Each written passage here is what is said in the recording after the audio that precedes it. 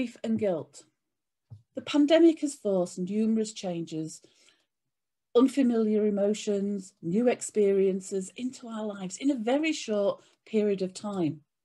From quarantining to homeschooling and everything in between, we've all been affected in our own personal ways, and we've seen the effects on those around us, especially our colleagues who we interact with on a regular basis. It's hard to find someone who hasn't been negatively affected by the pandemic. And it's easy to understand at kind of surface level why people are fed up, they're tired, fatigued, or just feeling completely kind of out of sorts with themselves. But what about those colleagues who don't seem themselves, but don't have an obvious reason why?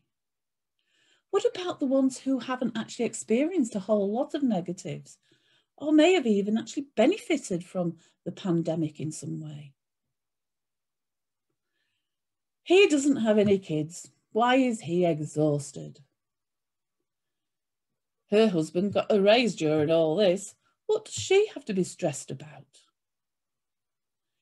Even if these things aren't actually being said or even thought in the workplace, they could be what those that are unscathed believe their colleagues are thinking about them.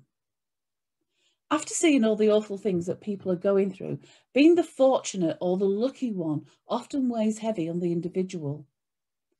Often this results in feeling bad, talking about the good things in their lives, or venting about personal issues that appear trivial compared to what other people around them are going through, makes the individual feel guilty. And guilt can build when people feel more fortunate than others. And a new term has been developed to suit our current state, and that new term is pandemic guilt. It's that feeling that often arises in those who believe they made it out of the trauma better than those around them.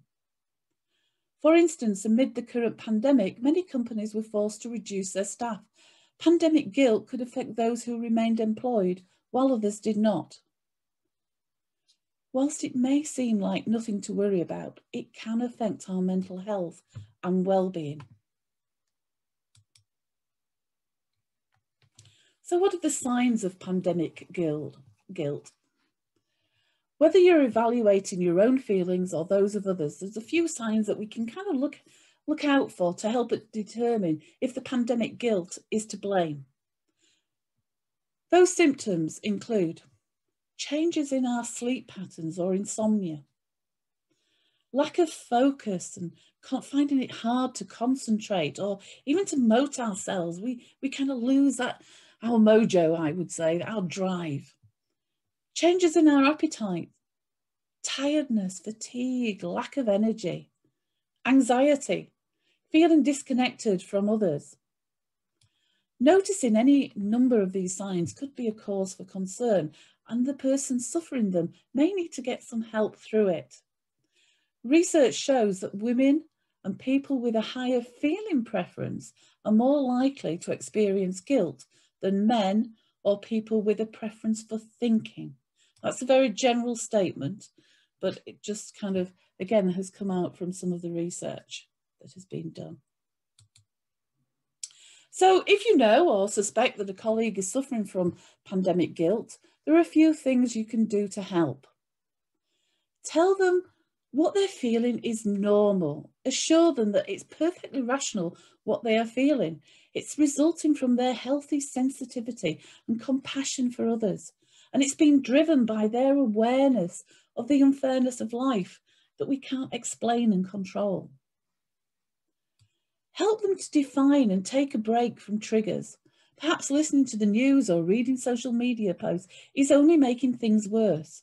Help them identify what it is that actually triggers those feelings of guilt so they can perhaps limit their exposure to it.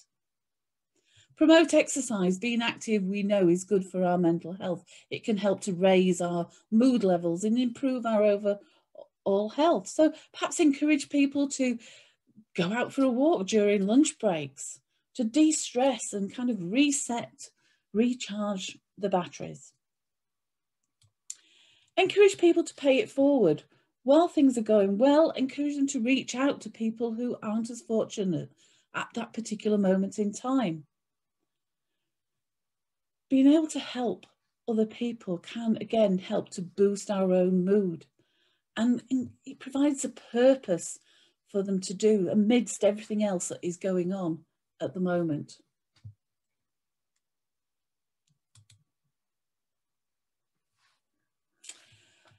COVID-19 has made companies appreciate how important their staff are and how essential it is to ensure that employee well-being is at the top of that business agenda. Although times are currently tough for many businesses, leaders should not lose sight of the importance of that workplace health and well-being support. How an employer responds when an employee is dealing with a traumatic personal situation can have a significant impact. Behaviour Matters Life After Death research found that 50% of people would consider leaving their job if their employer did not provide proper support in their time of need.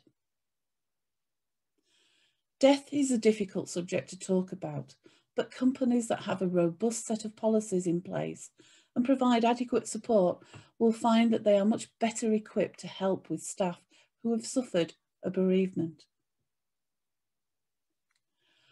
Grief does not only affect us when we have lost a loved one or someone close.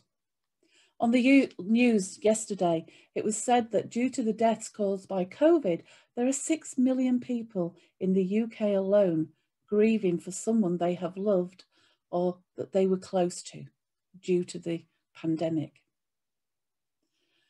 But we should also remember that grief is affecting an even greater number of people, because grief, as defined by Grief UK, is the conflicting feelings following a change or an end in a familiar pattern of behaviour. Right now, people are grieving for their old life, going into the office, meeting their friends after work, taking holidays, all the things that we very much used to do and often took for granted. So we need to think about how we can best support and help our people to understand and make sense of what they're experiencing and feeling right now as they're going through that grieving process. We're all in this together. We all have our own unique stories of how the pandemic has upended our lives. Now more than ever, it's important to be aware and understanding that those around us may be dealing with things that we can't see or possibly even relate to. Make an effort to be supportive and helpful whenever possible. Keep in mind seeking the help of a professional might be a good option if and when things start to feel overwhelming. We all have our ups and downs, and from time to time, so don't feel bad about asking for or receiving help from others. It'll all come back around eventually if we do our part to play it forward when we can.